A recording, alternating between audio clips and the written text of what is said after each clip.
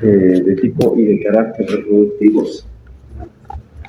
En este caso, la audición también nos ayuda a mantener una interacción con nuestro medio externo, nos ayuda a comunicarnos como especie una vez que generamos lógicamente el lenguaje expresivo verbal u oral, y asimismo también nos sirve como un sistema o mecanismo de protección ante eventos de riesgo, siempre y cuando estos mecanismos, la mayoría externos, generen un sonido muy peculiar que nosotros reconozcamos que pueda ser nocivo o dañino para nosotros como seres humanos.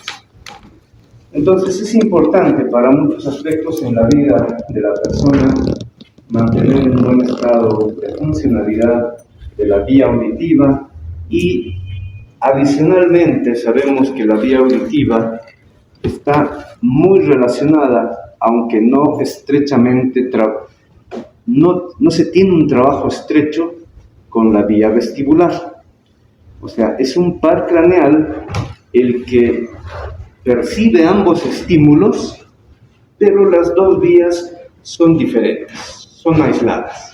No trabajan de modo conjunto pese a que están en un solo par craneal. Entonces vamos a revisar lo que compete a la fisiología auditiva y la fisiología vestibular. ¿Por qué además lo podemos estudiar de modo conjunto? Porque el mecanismo de activación para ambas vías es igual. O sea, los receptores trabajan de la misma manera, están ubicados en el mismo espacio, ustedes ya entenderán, oído interno, ¿ya? Y la mecánica de estimulación de los receptores es la misma. Pero ya posterior a ello, el trabajo es de manera individual, cómo trabaja la audición y cómo trabaja el equilibrio. Obviamente nos vamos a centrar en el tema de audición más que en equilibrio.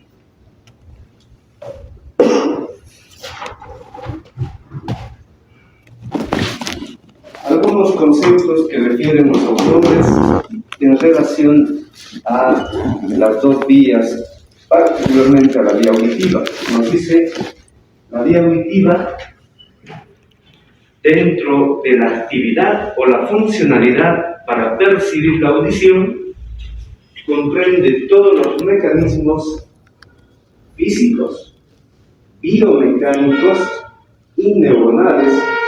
En neuronales podemos poner un paréntesis, serían eléctricos, que captan, conducen, analizan y lógicamente reconocen el estímulo auditivo. Y lo mismo va a ocurrir también con la vía vestibular, con el equilibrio. Esto nos dice Gannon en sus diferentes párrafos del capítulo. Otro concepto importante, ya el mecanismo de la audición implica diferentes procesos de transformación de los mecanismos biofísicos en estímulos e impulsos eléctricos. Creo que es lógico entender que la audición, igual que la vista, por ejemplo, son bastante complejas. Hay muchos procesos externos que están aconteciendo que luego ingresan hacia el organismo por alguno de los dos sentidos, puede ser la vista, globo ocular, o en este caso la audición como tal, oído externo, oído medio, y hasta el oído interno. Pero lo que acontece de afuera son estímulos físicos, luz para la visión, y en este caso ondas sonoras para la audición. Entonces, uno tiene que entender cómo es que el organismo logra transformar lo físico externo en un mecanismo o impulso eléctrico interno que al final después nosotros reconocemos como un estímulo sonoro, como audición. Incluso ya reconocemos, si estarán escuchando, es muy típico, ya estamos en una zona hospitalaria, ahí se están escuchando sirenas. Probablemente nuestra mente rápidamente trabaja y dice, ¿será una ambulancia? ¿Serán los bomberos? ¿Será la policía? Ya tenemos la idea, reconocemos el estímulo sonoro. Hasta ahí estamos, ¿verdad?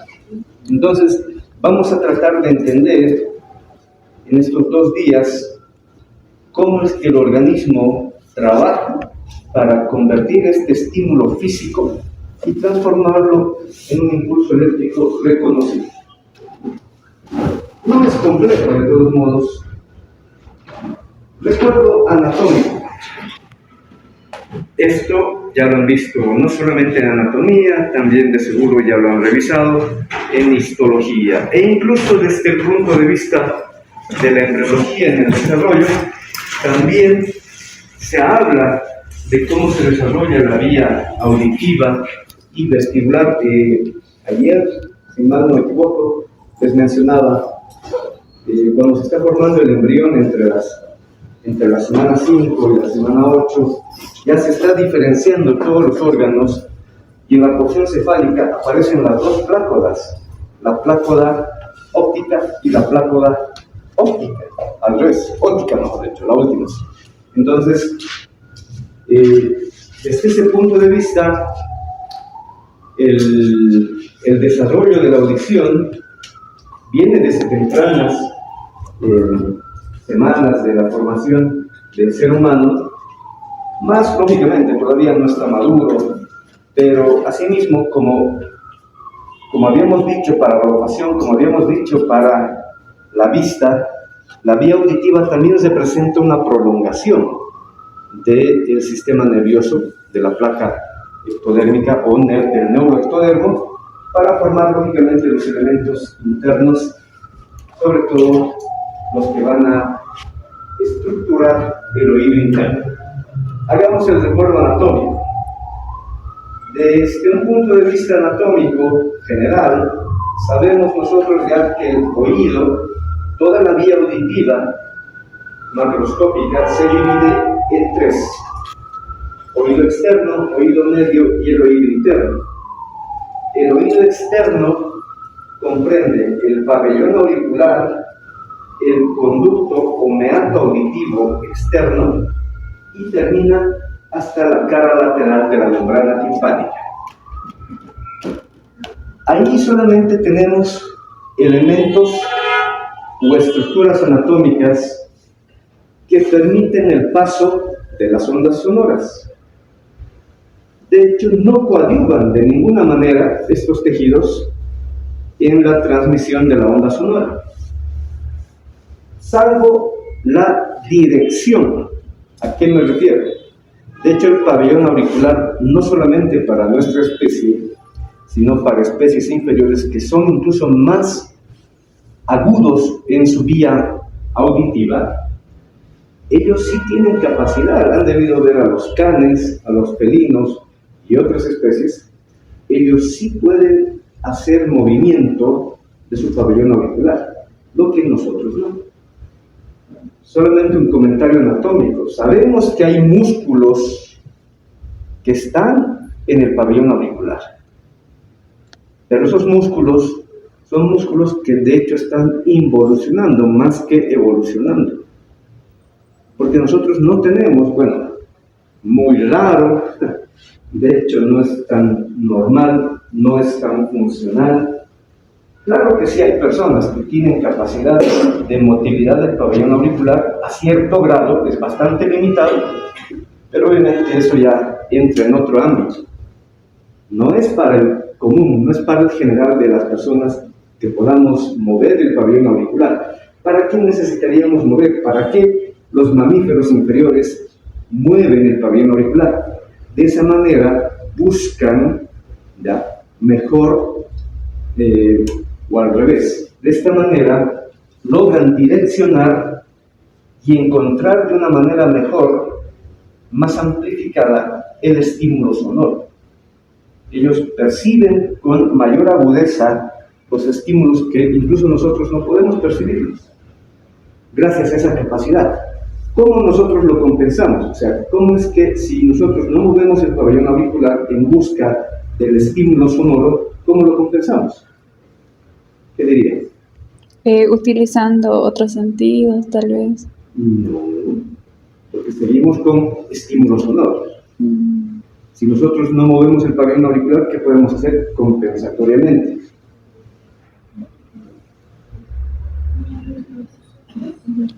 Estamos caminando por la calle y alguien nos llama, Alejandro, y volteamos. Dependiendo de dónde está el estímulo, solamente podemos mover la cabeza. Ese es un reflejo conjunto que se llama el reflejo óculo-céfalo-giro. O sea, la vía auditiva, así como la vía visual, generan este estímulo de respuesta refleja en compensación a la falta de poder movilizar el pabellón auricular y a la falta también de poder movilizar nuestros globos oculares de manera aislada. Los dos globos oculares tienen que dirigirse a un punto específico, pero eso ya es otro tema. Entonces compensamos de esa manera. Y si no movemos la cabeza y parte del cuello, movimiento rotatorio cervical, lógicamente podemos mover todo el tronco. Entonces, para lo que sirve el pabellón auricular y el conducto auditivo externo es simplemente para dirigir las ondas sonoras hacia nuestro receptor. Para eso nos sirve el pabellón auricular, para eso nos sirve el conducto auditivo externo, para dirigir las ondas sonoras, este estímulo físico que no es visible al ojo humano, ¿ya? Pero sí es perceptible en el oído medio y lógicamente luego se traduce para el oído interno. Sí es perceptible. Bueno, luego tenemos el oído medio como tal, que abarca desde la parte o cara medial de la membrana timpánica y termina en la cara lateral del oído interno como tal. Es más angosto el oído medio. De hecho, el oído medio tiene una vía de comunicación muy importante con la nasofaringe a través de la trompa auditiva, mejor conocida como la trompa de Eustaquio. Luego vamos a aclarar para qué nos serviría esto. ¿Qué tenemos en el oído medio? La cadena de huesecillos, porque después de eso solamente hay aire y lógicamente también hay mucosa, pero la mucosa no está generando algún trabajo con la vía auditiva, solamente está tapizando la cavidad. Pero los huesecillos sí son parte elemental para hacer o para realizar este mecanismo de transformación de la onda sonora a un proceso mecánico diferente, que enseguida lo vamos a detallar. Entonces, los huesecillos en el oído medio, el martillo, que es el primero, el yunque, que queda en el medio, y el estribo, que se queda en la parte más profunda. El martillo sabemos que está acoplado, está adosado, así como voy a representarlo con este marcador. Este es el mango del martillo, acá vendrá el cuerpo y la cabeza. La membrana timpánica tiene dos hojas, la hoja lateral y la hoja medial. Es bastante densa. Entonces, el mango del martillo se encuentra entre las dos hojas, por lo que cuando se mueve la membrana timpánica, también va a mover el martillo. ¿Se entiende, verdad? Consecuentemente, el martillo genera una articulación junto al cuerpo del yunque. No olviden que es una articulación de tipo silla de montar, una articulación estelar. Después, el yunque tiene una pequeña prolongación que algunos autores la llaman la cabeza del yunque, muy pequeñita, y esa cabeza del yunque articula con la cabeza del estribo, otra cabeza también muy pequeña. La articulación entre el yunque y el estribo es una articulación esferoidea para varios autores, y el estribo, ¿ya?, o hueso estapes o estapedio, Por su estructura, que ya la recuerdan, pero lo voy a amplificar. No quiero volver a la anatomía, pero hay que recordar algunos aspectos. Por su estructura, el estribo más o menos se ve así, aunque me imagino que no lo están viendo muy bien en el esquema.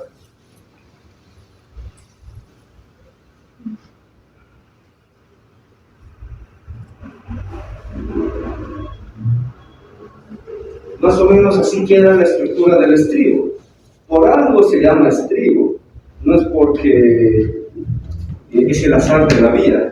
Se asemeja a las pedaleras que tienen las monturas de los caballos. Eso es el estribo, ¿ya? Donde colocamos los pies. Bueno, los que han montado lo entenderán. Es por eso que se le llama estribo.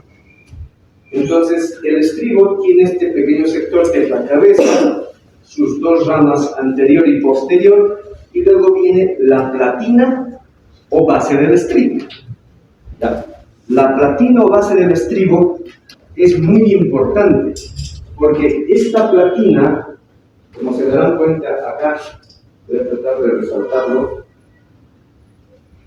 esta platina está apoyado, vamos a decir, sobre un orificio que ya pertenece al oído interno, que es la ventana oval. Se apoya, de hecho, más que apoyarse, se articula con la ventana oval.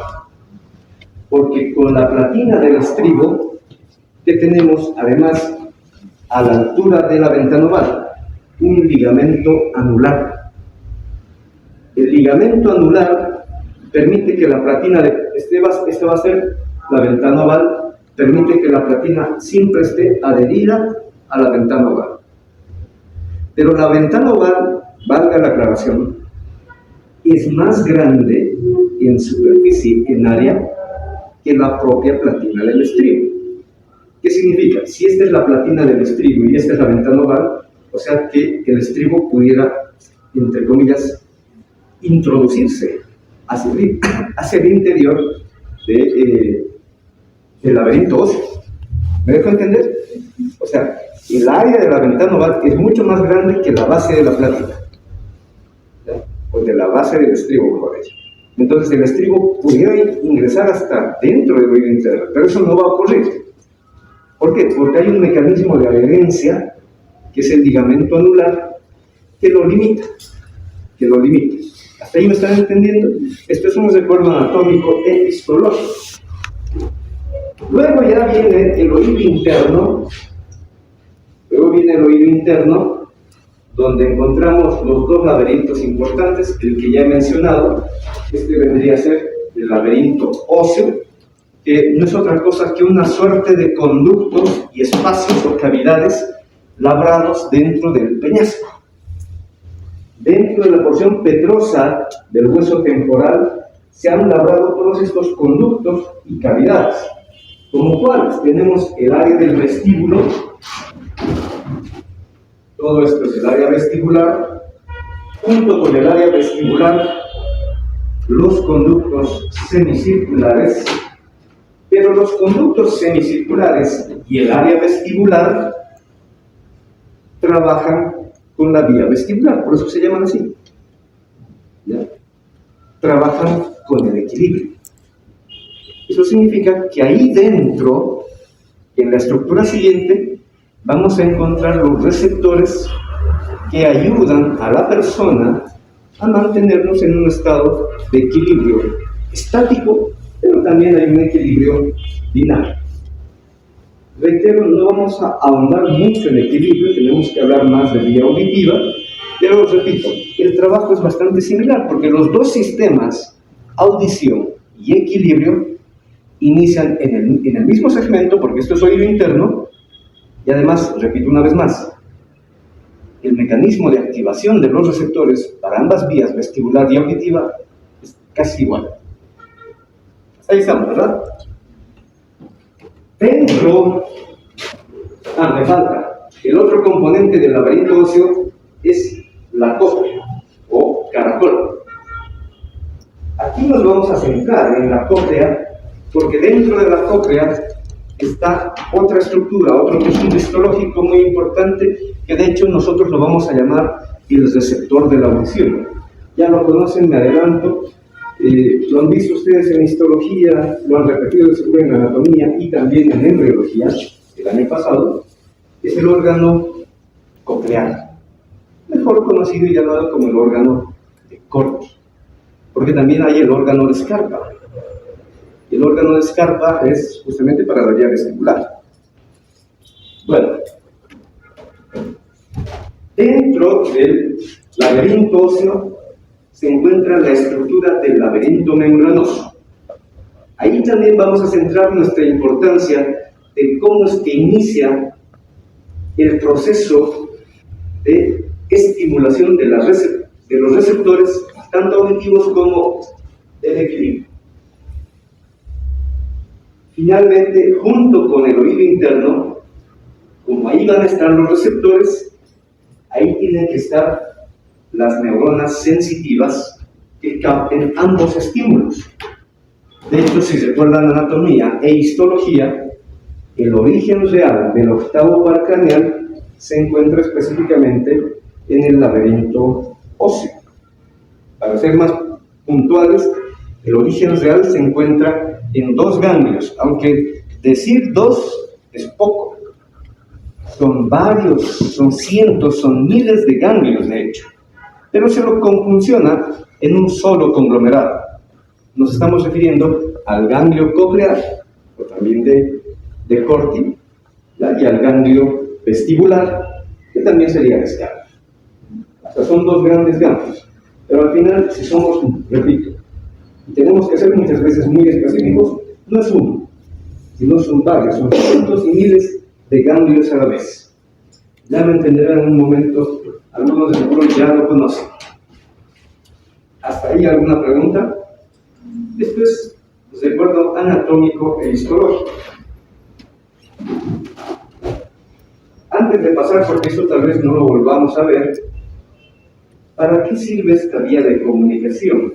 ¿Por qué el oído interno necesita comunicarse con algún otro medio o segmento del organismo? ¿Qué dirían ustedes? Usted, joven, por favor, de atrás. ¿Qué piensa? ¿Por qué hay esta comunicación? ¿Para qué existe la trompa faringotimpánica por Eustaquio? No recuerdo. Señorita. Para igualar las presiones. Perfecto. El mecanismo de transmisión y además cambio, este proceso que lo vamos a analizar, este proceso de cambio del estímulo físico a un estímulo después mecánico, genera presión intraauditiva. Para que se entienda, de una vez lo aclaramos.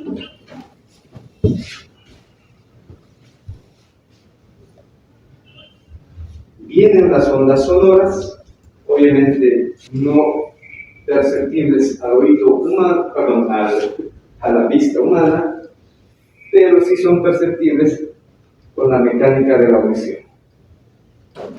Viene la onda sonora, y ese es el objetivo, decíamos, del pabellón auricular, de encontrar mejor dónde hay mayor frecuencia del estímulo auditivo, pero nosotros no tenemos capacidad. Luego la onda sonora reduce sus diámetros e ingresa por el conducto auditivo externo, solo es aire. De hecho, el sonido necesita el aire para desplazarse, ¿verdad? Y una vez que está dentro del conducto auditivo externo, choca con la membrana timpánica. ¿Qué va a ocurrir con la membrana timpánica en ese momento? Va a empezar a vibrar. La membrana timpánica va a hacer un movimiento de vibración. ¿Me dejo entender? Es como cuando sopla el viento y de repente empieza a mover las cosas que, por ejemplo, los letreros que tenemos muchos en las calles, los letreros se empiezan a mover. De esa manera, como está adosada al sulcus timpánico, entonces es fija periféricamente, pero es móvil en la parte central y empieza a mover. ¿Y qué hemos dicho que hay junto a la membrana timpánica? El mango del martillo. El mango del martillo está adosado a la membrana timpánica. Entonces chocan las ondas sonoras, se mueve la membrana timpánica e inmediatamente se va a mover el martillo. Entonces el martillo va a empezar a vibrar, va a empezar a generar un movimiento de basculación. Con la basculación del martillo, inmediatamente también va a bascular. Esta es la cabeza del martillo, este es el yunque. Como el martillo ya está basculando, inmediatamente el yunque también va a bascular.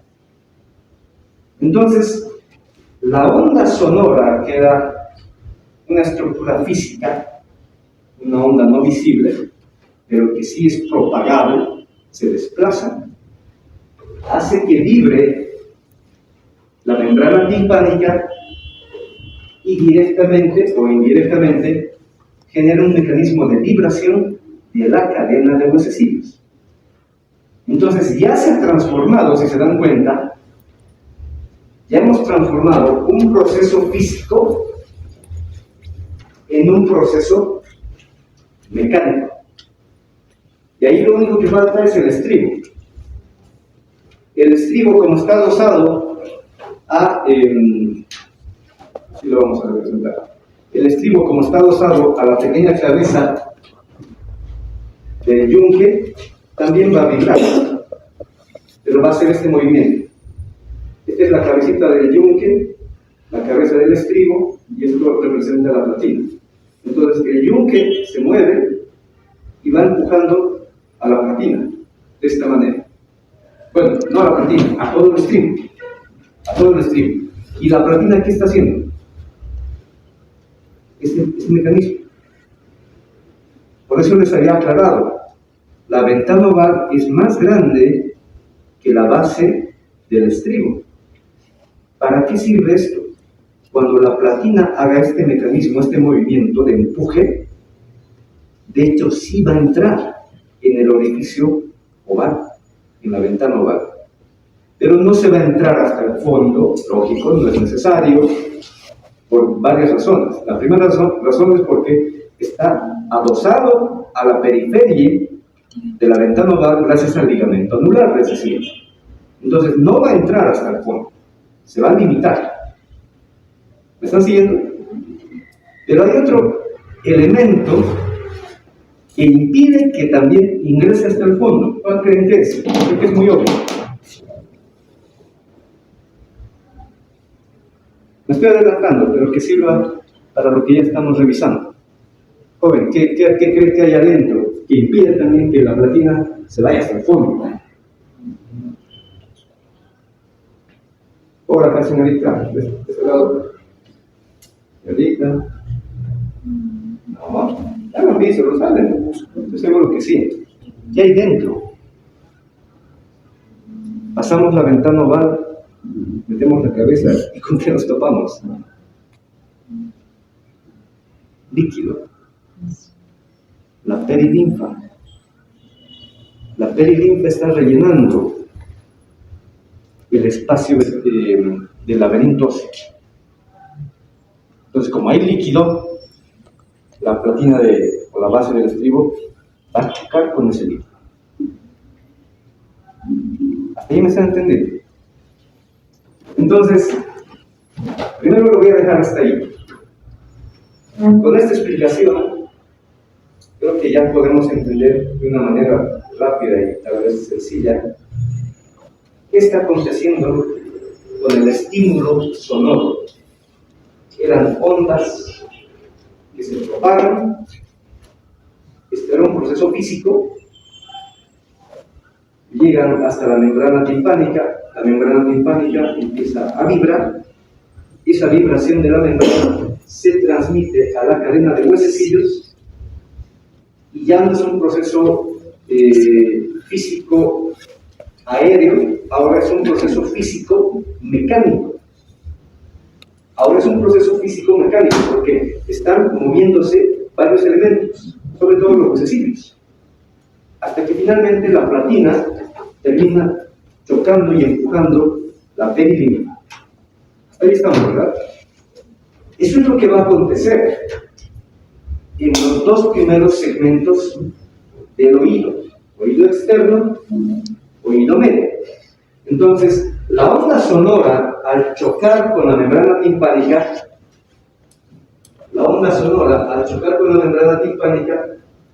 está generando una fuerza de presión intraauditiva. Aumenta la presión intraauditiva, ya, pero esto es físico, o sea, el aire que está dentro se está comprimiendo más gracias al movimiento de la membrana timpánica. Y si dejáramos que ese aire comprimido, bueno, la compresión no es tan alta, pero espero que me estén entendiendo, si dejamos que este aire comprimido se mantenga así bastante comprimido, más bien perjudica en la mecánica de la vibración de los vocecillos, de la cadena de vocecillos.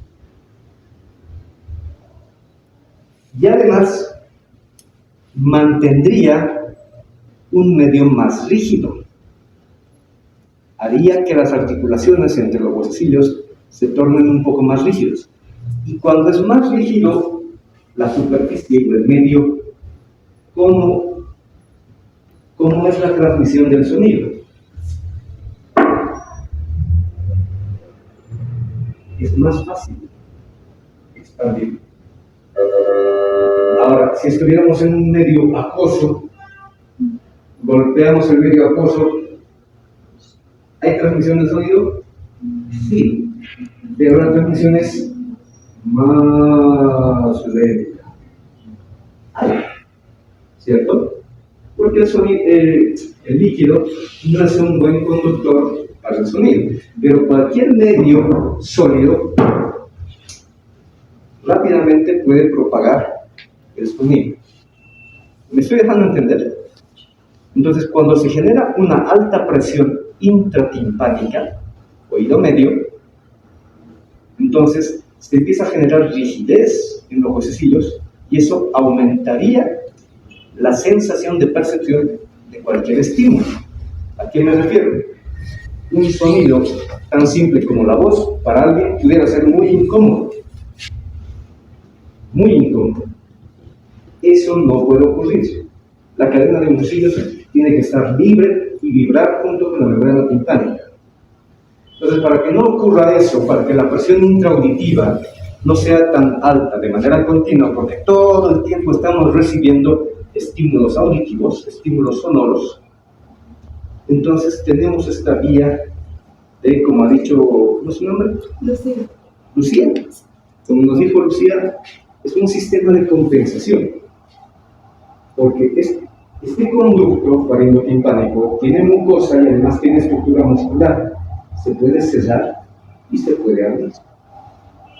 Entonces, en un momento se cierra cuando queremos percibir un sonido que tal vez es muy bajo, pero si el sonido es muy alto, muy intenso, que si estamos andando por la calle y un bocinazo, va a ser muy intenso, lastima, daña a la audición.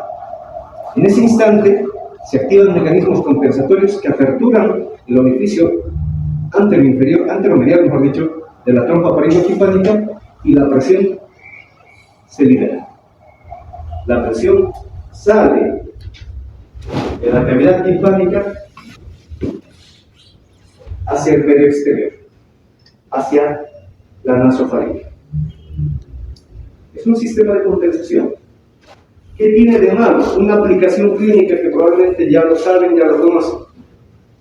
¿Qué hay de malo en esta comunicación entre oído medio y la nasofaringe? La nasofaringe, todo este sector, es una vía de acceso muy fácil para muchos gérmenes. Seguimos en temporada por el cambio de clima. Ya está cambiando nuestro clima, en teoría estamos en primavera, las temperaturas suben, bajan, estamos como siempre alocados con el clima, ¿ya? Y los gérmenes empiezan a proliferar. Y es fácil que por vía inhalatoria, vía respiratoria alta, ingresen muchos gérmenes, entre ellos por temporada los virus, y uno que otro por ahí, una que otra bacteria. Entonces ingresan y nos generan un mecanismo inflamatorio en la fosa nasal y más atrás de ella. en la nasofaringe. Esa inflamación en la fosa nasal, porque aquí abajo y hacia la línea media se encuentra la fosa nasal, entonces fácilmente se puede propagar una inflamación de la nasofaringe, fácilmente se puede propagar hacia la cavidad timpánica, hacia el oído medio. De hecho, esto es muy frecuente. Y esta temporada, extrañamente, sería bueno hacer una investigación. A mí me llama la atención, no sé si les ha pasado. Antes un resfrío no te generaba tanta clínica.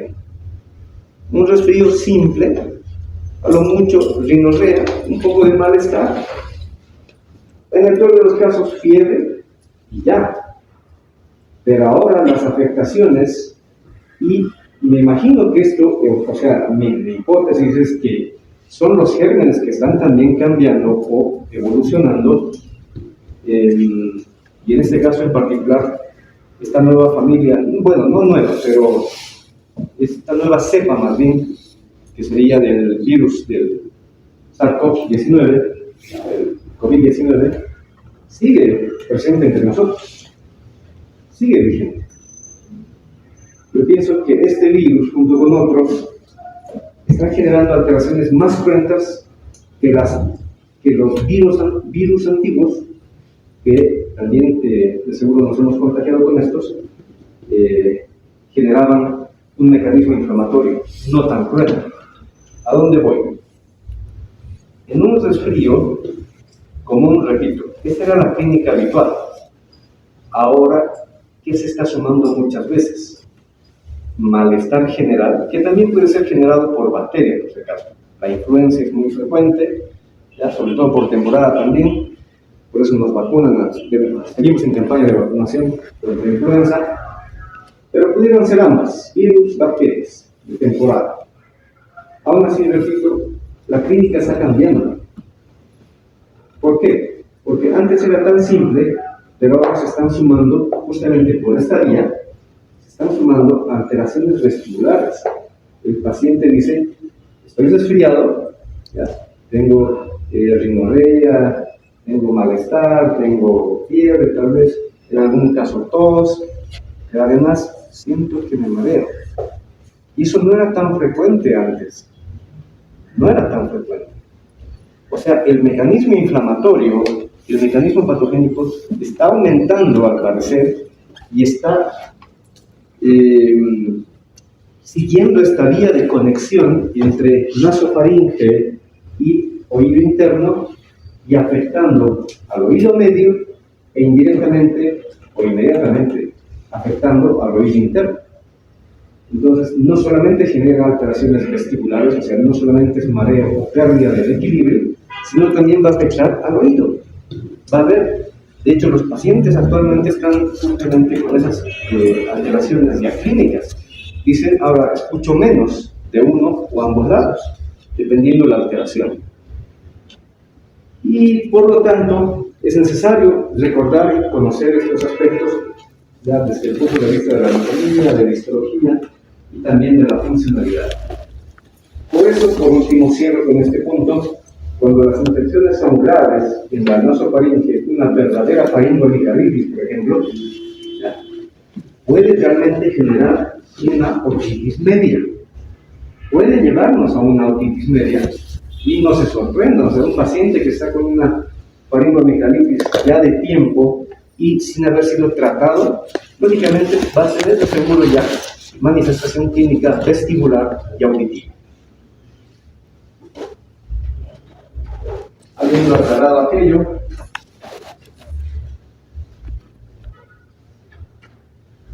también es bueno recordar algunos elementos que trabajan sobre todo a nivel del oído medio. Dos estructuras musculares muy importantes y además los músculos tal vez más pequeños que tenemos en el organismo humano. Son los pequeños músculos del oído medio, el llamado músculo tensor del tímpano. Antiguamente se lo conocía como el músculo del martillo. Este pequeño músculo alargado se encuentra justo por encima de la trompa de Eustaquio. justo por encima de la tuba, tenemos el conducto tubárico óseo y por encima está el canal, a veces un pequeño conductillo, para el músculo tensor del tímpano. Hay que aclarar eso. Es un tanto anatómico, pero por si acaso. No está por ahí que sugerimos que sea una pregunta de examen. El músculo tensor del tímpano tiene inervación somática porque es un músculo estriado, ya, que viene por parte del trigémino. Es el trigémino el que va a controlar esto. O sea, no solamente es octavo par craneal. El octavo par craneal es netamente sensitivo, pero la actividad mecánica dentro del oído medio está mediada por dos pares craneales más. Repito, la actividad mecánica dentro del oído medio está generada, está estimulada porque es motora por dos pares craneales. Uno es el quinto par que inerva al músculo tensor del tímpano o músculo del martillo. ¿Para qué sirve este músculo?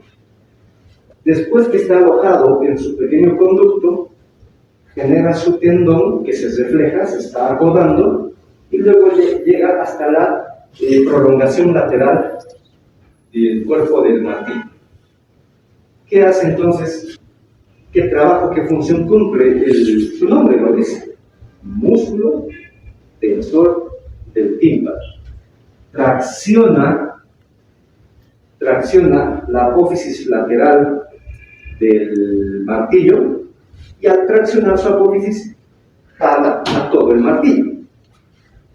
¿Para qué creen que lo jala? Usted, joven, por favor, el de celeste, ¿sí? Para regular las vibraciones que hace con el martillo. Sí, no. O sea, va por ahí, pero de una manera más específica. Su nombre lo dice. El nombre del músculo, señorita. Al revés. Lo contrario. Lo contrario. ¿Qué dijo su compañera? Ah, escuchaba. Ya no controlo. Su nombre lo dice. Músculo tensor del tímpano.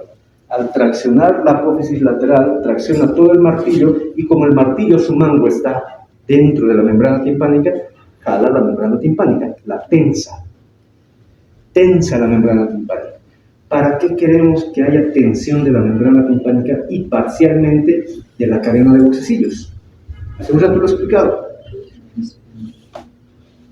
Para la mayor tensión del sonido. ¿Por qué? Porque la mayor tensión viaja más fácil. A mayor rigidez del medio, más fácil la conducción del sonido. En este caso, todavía no es sonido, pero más fácil la conducción de las vibraciones de los bucecillos, junto con la membrana timpánica.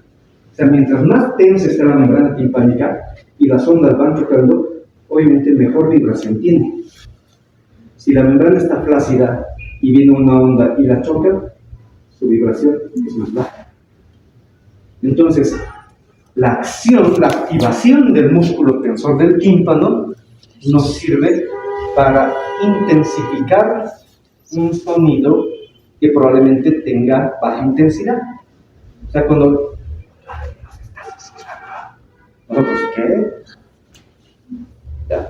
Estamos activando en ese momento al músculo tensor del tímpano, porque el sonido es bajo y ¿qué queremos? Que se amplifique este estímulo sonoro. Entonces tensamos la membrana timpánica a través del músculo tensor del tímpano o músculo del martillo, repito, estimulado por nervio trigémino. Ya, la tensamos a la membrana y entonces escuchamos mejor. No podemos hacer eso con un estímulo alto. Si hacemos eso con un estímulo alto, ¿qué va a pasar? La membrana más tensa, estímulo sonoro de alta frecuencia o alta intensidad. Cuando nos hacen esa broma de los tubitos, ya. A ver, un ratito ponte aquí al oído, y el otro. Entonces, No se puede hacer eso con un estímulo sonoro alto, tiene que ser con un estímulo sonoro bajo. ¿Me están siguiendo, verdad? El otro pequeño músculo prácticamente es opuesto. El músculo estapedio es un músculo diminuto, milimétrico, pero sigue siendo un músculo estriado. Está también en la estructura ósea del oído medio, en específico donde se encuentra. ¿Se acuerdan? Este pequeño músculo se encuentra en esa porción que se llama la apófisis piramidal. Me pasa en la anatomía. A ver, ya me estamos contagiando otra vez. Esta es la apófisis piramidal. ¿Dónde se encuentra la apófisis piramidal? En la pared posterior de la cavidad timpánica. Aquí está la apófisis piramidal. Bueno, la estamos viendo de frente. Ese sector es el vértice. Imagínense una pequeña pirámide. La apófisis piramidal. Dentro de la apófisis piramidal hay un pequeño conducto diminuto. Ahí se aloja el músculo tensor, el músculo del estribo, o también llamado músculo stapes, o del estapedio. Músculo corto, luego proyecta su tendón, sale su tendón y se dirige hacia la cabeza del estribo. Y lo jala al estribo. Cuando se activa el músculo estapedio, jala el estribo, ¿ya? ¿Con qué objetivo? Primero, lo siguiente. Es un músculo esquelético, por tanto, es estímulo somático, y ese estímulo somático está mediado por fibras nerviosas del séptimo parcáneo. El nervio facial es quien activa al músculo del estribo. Ahora, ¿cuál es el objetivo de la acción del músculo del estribo? ¿Qué va a pasar si aquí tenemos el estribo y el pequeño músculo lo jala? Está alejando la platina de la ventana oval, está alejando la platina de la perilinfa que queda dentro. ¿Por qué?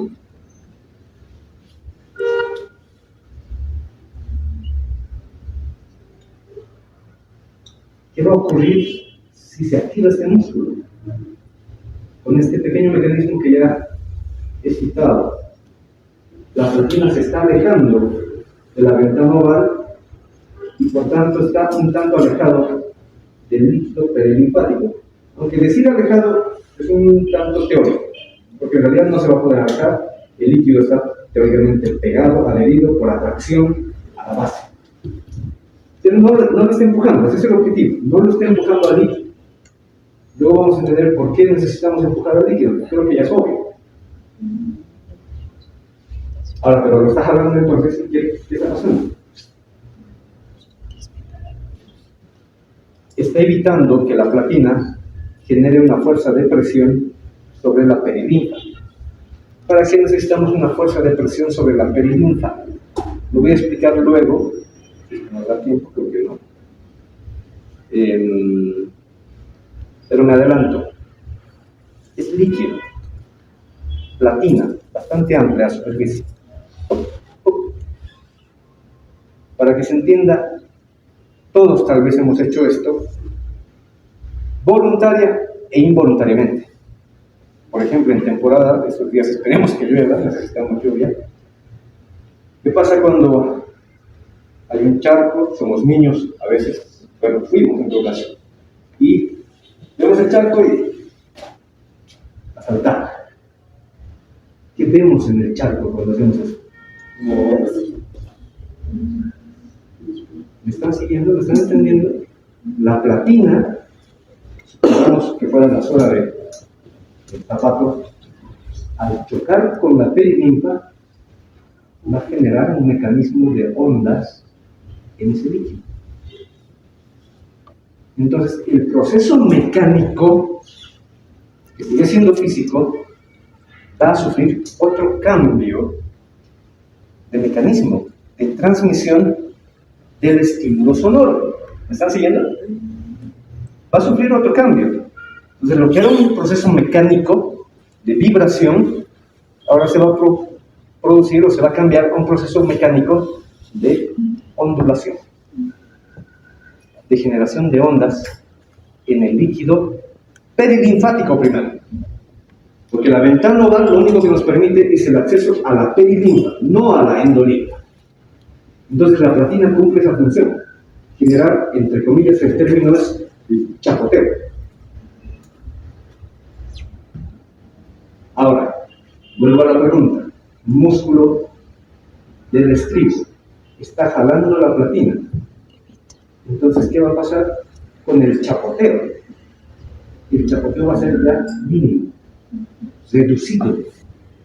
Y si se reduce el chapoteo, la onda que se debería generar, que debería ser una onda alta, dependiendo de la frecuencia, dependiendo de la intensidad, obviamente va a ser más baja.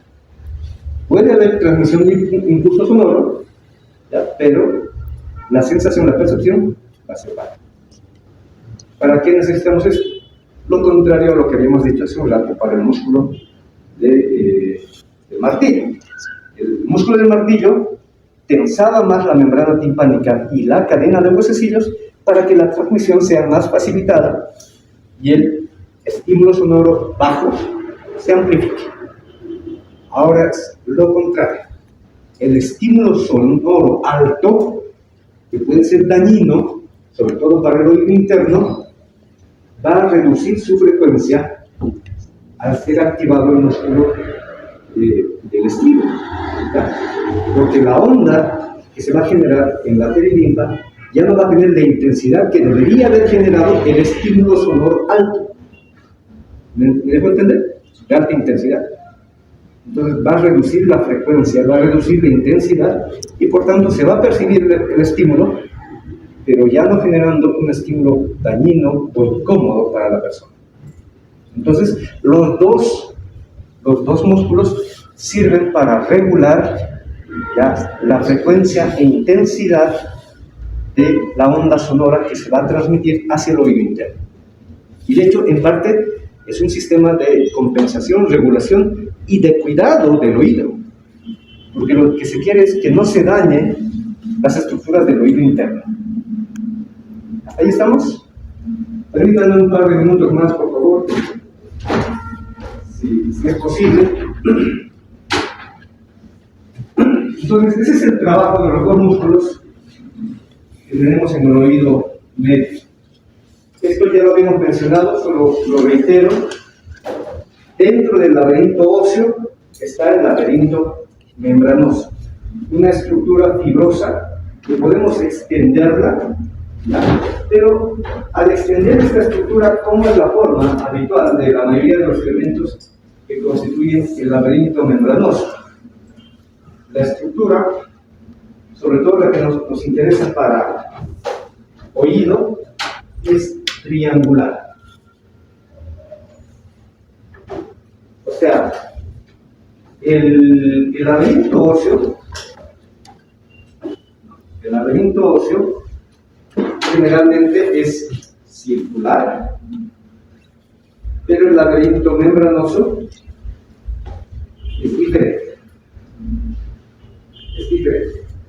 Y en oído, o sea, en la cóclea, en el caracol, es triangular. En los otros elementos también o es aplanado o también puede adoptar la forma triangular.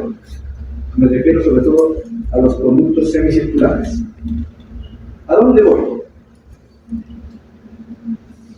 El laberinto membranoso, que es toda esta estructura, nunca llena completamente al laberinto óseo. No lo va a complementar. Es otro elemento más y por lo tanto se generan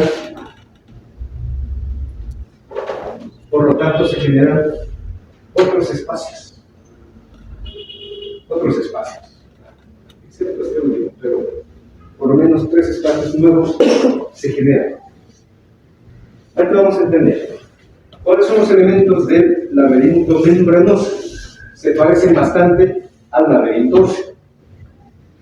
Tenemos el área del vestíbulo, pero en el área del vestíbulo se segmenta el laberinto membranoso en dos componentes que son el utrículo y el sacro.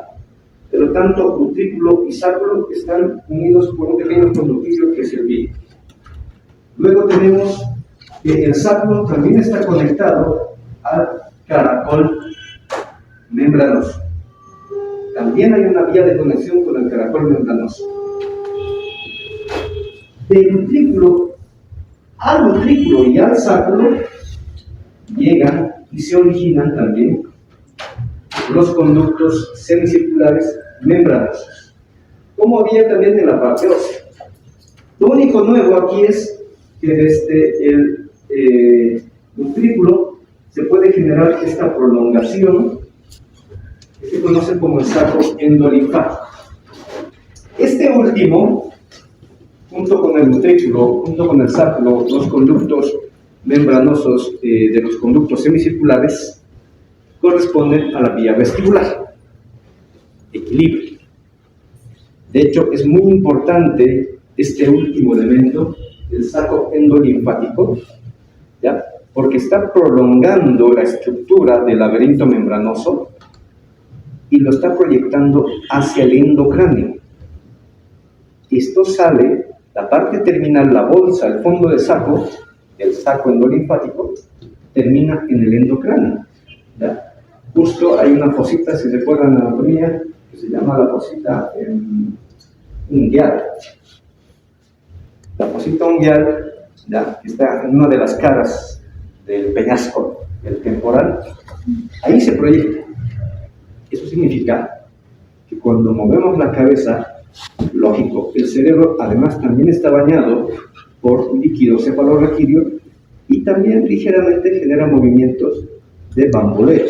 Se mueve para un lado, para otro lado, para adelante, para atrás, muy ligero. Entonces, en esos movimientos, el cerebro y sus estructuras periféricas pueden comprimir al saco endolinfático para tratar de regular el equilibrio. Van a ser mecanismos también que generan estímulos de cómo estamos posicionados. Porque me adelanto otro poco. Para mantenernos en un equilibrio estático o también dinámico, no es que equilibramos como tal todo el organismo. ¿Ya? El sistema vestibular junto con la visión, aunque puede ser, hay pacientes, hay personas que tienen falta de visión, han perdido la visión, están ciegos, entonces ellos tienen lógicamente mejor, tienen una compensación en la vía vestibular, mantienen el equilibrio pese a la falta de la visión.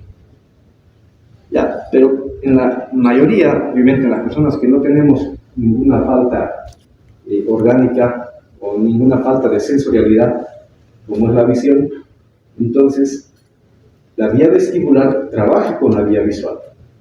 Pero la vía visual nos está dando un panorama de todo nuestro medio externo, ¿ya?, dónde estamos posicionados. Pero en específico, esa información cuando llega a la vía vestibular, porque van a conectar, lo traduce y dice solamente dónde está la cabeza. No dice dónde está el resto del cuerpo. Solamente dice la cabeza dónde está, para dónde está mirando. ¿Estamos bien en sentido vertical o estamos volcados? Estamos de lado. Entonces, la visión ayuda mucho en el trabajo de la vía vestibular y por eso, de hecho, todo lo que es estática se relaciona para estabilizar a la cabeza como tal. No sé si me estoy dejando entender. O sea, si al final estamos en equilibrio, tanto estático como dinámico, es porque tenemos una buena percepción de dónde está dirigida y cómo está dirigida nuestra cabeza. Una vez que el cerebro capta que la cabeza está de manera alineada y en el sentido que corresponde, obviamente luego recién trabaja con el resto del organismo. Porque para mantener la alineación de la cabeza hay que estabilizar el cuello, hay que estabilizar el tronco y por ende tal vez las extremidades. ¿Me dejo entender? Pero eso ya es otro tema, pero por eso también se trabaja con el movimiento del cerebro a nivel del saco endolinfático, que también sirve como vía de fuga cuando los estímulos, cuando alguien voluntaria e involuntariamente empieza a girar como loco, como un trompo, y después sirve también como un sistema de compensación, porque las ondas vibratorias, porque aquí hay líquido, aquí también hay líquido, entonces las ondas o las olas de líquido endolinfático tienen que buscar una vía de salida, porque si persisten las ondas dentro de la endolinfa, la persona va a seguir, no va a parar. No sé si me están entendiendo, pero ocurre aquí. Bueno, para terminar por hoy, por favor, por lo menos esta diapositiva más. Porque sigue siendo un poco de recuerdo histórico, pero ya dirigiéndolo a la parte funcional. Esta es la que nos interesa. Es una sección del caracol, es una sección de la cóclea, tanto ósea como membranosa. Entonces, cuando seccionamos el caracol óseo y membranoso, nos aparece esta estructura.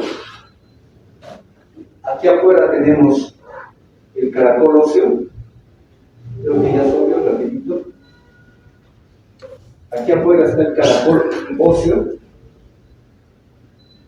lo que había esquematizado hace un rato, y aquí dentro está el caracol membranoso, toda esta superficie triangular. Entonces, el caracol membranoso está justo en el centro. La única parte donde no queda libre el caracol membranoso es en la base, porque la base del caracol membranoso sí se adosa a la superficie interna del caracol óseo. ¿Me están siguiendo? Entonces, al haber esta unión, que de hecho es un tipo de articulación, un tipo de ajuste, ¿ya? Se generan tres espacios dentro de todo el caracol, tanto óseo como membranoso. Tres espacios. No necesito describirlo. Aquí está el primer espacio. Se llama la rampa superior o rampa vestibular. Luego tenemos la rampa media o rampa coclear. Rampa media o rampa coclear. Y finalmente tenemos la rampa timpánica. Como esta es la estructura del caracol membranoso, me adelanto otro poco, pero esto lo vamos a continuar mañana.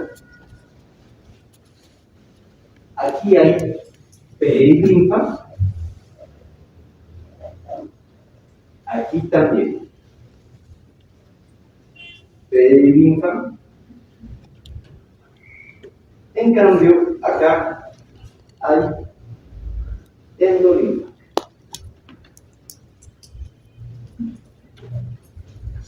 ¿Qué son la peri y la endolinfa?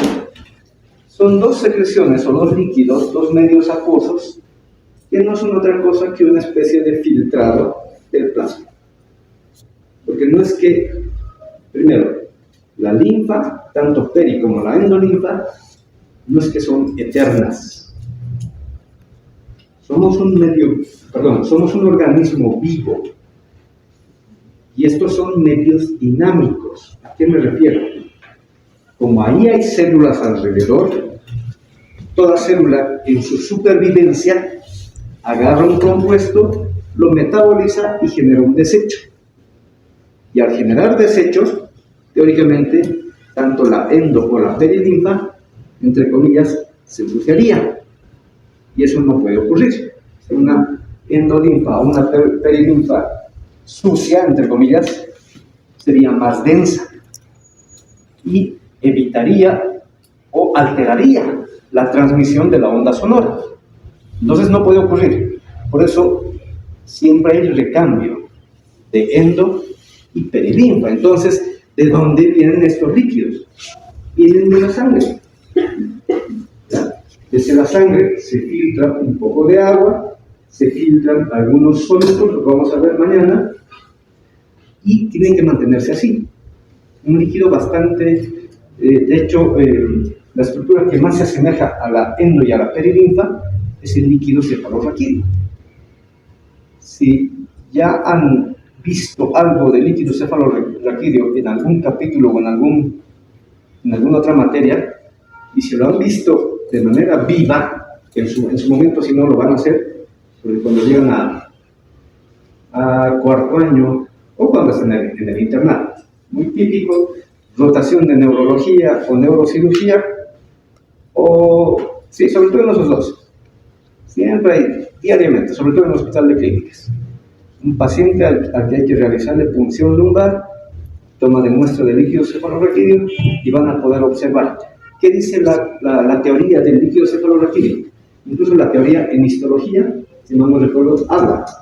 Dice, tiene la textura de un líquido cristal de roca, se dice. Cristal de roca. O sea, es un líquido muy puro, muy transparente. Ya, claro, tiene sus características químicas, pero así. Entonces se asemeja a este líquido cristal de roca. Se asemeja, la endolinfa y la perilinfa se asemejan al líquido cefalorraquídeo. Entonces deriva de la sangre, ¿no? ¿Y quién es el que generalmente genera este recambio? ¿Ya? La perilinfa tiene vías de comunicación con el espacio subaracnoideo, porque aquí está el oído interno, pero unos milímetros más para afuera ya está la cavidad craneal, y ahí hay líquido cefalorraquídeo. Entonces se puede generar cambio entre el líquido cefalorraquídeo y perilinfa, pero la endolinfa no, es diferente, un poco más diferente a la perilinfa. Sigue siendo un filtrado de plasma, pero su estructura química cambia. ¿Quién es la que genera endolinfa? Sobre todo se encuentra acá, en el ligamento espiral, se llama la estría vascular. La estría vascular es la encargada de producir en específico endolinfa, y es muy característica en su estructura química, que lo vamos a ver mañana. Para cerrar, solamente para complementar, de hecho voy a volver a mencionar esto mañana, ya habíamos quedado la platina del estribo sobre la ventana oval, tiene este mecanismo de vasculeo o de chapoteo. ¿Por qué? Porque adentro hay líquido. Entonces chapotea sobre la perilinfa y la perilinfa empieza a ondear. Se está cambiando la mecánica, sigue siendo físico, pero hemos pasado de un medio rígido, que eran huesecillos, ahora a un medio líquido. Entonces viene el mecanismo de ondeo de la perilinfa. Me adelanto un poquito, lo último, y el laberinto coclear, o sea, la cóclea membranosa, tiene esta membrana que es muy delgada, muy delgada. Esta se llama la membrana vestibular, membrana de Reisner. Esta membrana, al ser tan delgada, aquí se está generando el ondeo. Lo voy a graficar así para que se están generando pequeñas olas aquí en la perilinfa. ¿Por qué? Porque la ventana oval comunica con la rampa vestibular. Entonces la primera que empieza a ondear va a ser la perilinfa de la rampa vestibular. Es la primera que ondea, ¿me están siguiendo? Pero como entre los dos componentes, entre los dos espacios, está esta membrana tan delgada, es como poner un nylon, una bolsa de plástico. Y entre la bolsa de plástico pones líquido por un lado, líquido por el otro lado. Empujas un líquido, va a ondear, y la bolsa no es un medio de resistencia. La bolsa fácilmente se va a deformar y va a permitir que el otro líquido del otro lado también empiece a ondear. Eso está ocurriendo aquí en las dos rampas, en la rampa vestibular y en la rampa coclear. O sea, está ondeando la perilinfa de la rampa vestibular, choca con la membrana de Reisner, la membrana de Reisner se empieza a deformar y empieza a generar ondulaciones en la endolinfa. Eso es lo que tiene que ocurrir para estimular al receptor coclear. Es toda la mecánica, ya, y en este caso física, que está aconteciendo desde el medio externo hasta el oído interno. Estos son los cambios que vamos a encontrar para recién estimular al receptor. Todavía no se ha estimulado. ¿Alguna pregunta, alguna duda, algún comentario hasta acá? ¿Nada? Señoritas jóvenes, les agradezco la paciencia, la asistencia y las ganas de aprender un poco más. Espero que estemos llevando la clase de un modo adecuado, comprensible. Mañana continuamos. Gracias.